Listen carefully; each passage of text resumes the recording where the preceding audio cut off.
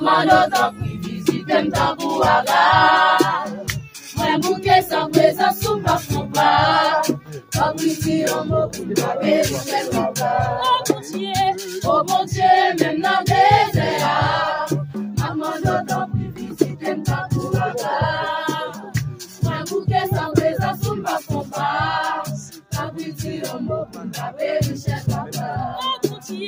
Oh mon Dieu, même dans le désert. Maman t'en prie, visite m'tabouaga. Moi bouquet sans présence sous ma fouba. Pas briller en mot pour la belle papa. Oh mon Dieu, même dans le désert. Maman t'en prie, visite m'tabouaga. Moi bouquet sans présence sous ma fouba. Pas briller en mot pour la belle papa. Oh mon Dieu, même dans le désert. Maman t'en prie, visite m'tabouaga. Moi bouquet sans présence sous ma fouba. Pas briller en mot pour la belle Jésus, malade dans cœur, malade dans l'âme, viens toucher. Jésus, malade dans l'esprit, malade dans la vie, viens sauver.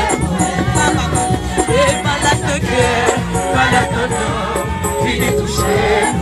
Malade dans l'esprit, malade dans la vie, viens sauver. Malade dans cœur, malade dans l'âme, viens toucher.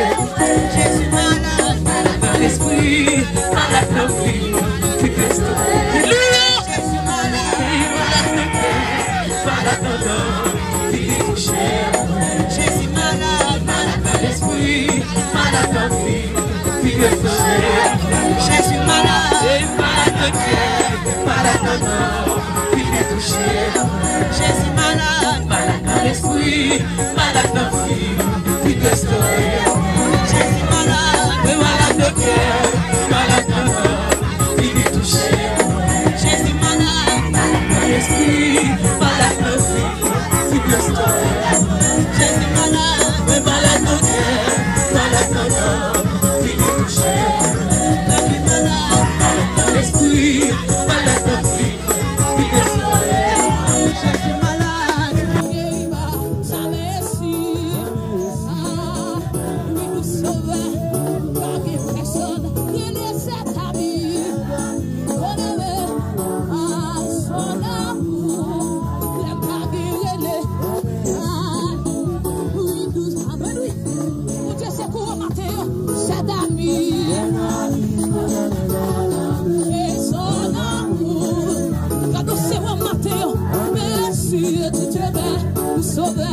Est-ce que vous apprenez, les sept amis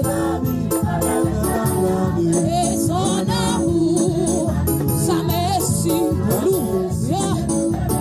nous sauver et les sept amis, son amour, sa merci.